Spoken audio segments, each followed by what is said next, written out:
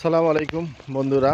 দেখেন আমি যে সব জিনিসের কিন্তু স্বাদ সব এলাকায় একমতো হয় না। যেমন রংপুরের তামাকের জন্য রংপুরে বিখ্যাত। আমরা যারা সিগারেট খাই বা পান জর্দা যেটা খাই, সেটা কিন্তু তামাক দিয়েই কিন্তু হয়।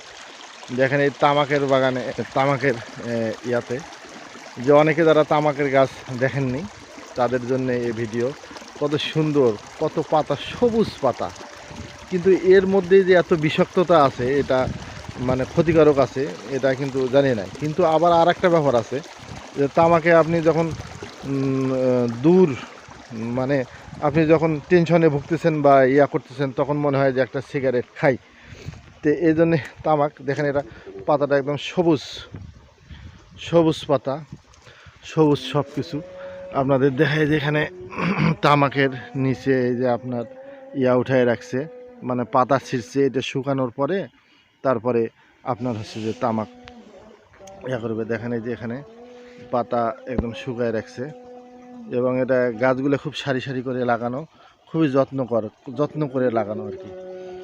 হ্যাঁ, খুবই যত্ন করে লাগানো। দেখেন পাতা ছিঁড়ে ছিঁড়ে রাখছে।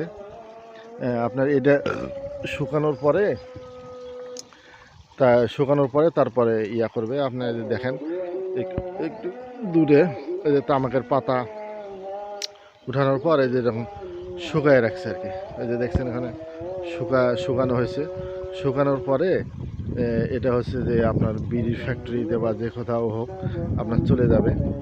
এবং দেখেন খুবই সবুজ নিটোল পাতা এবং খুবই সুন্দর।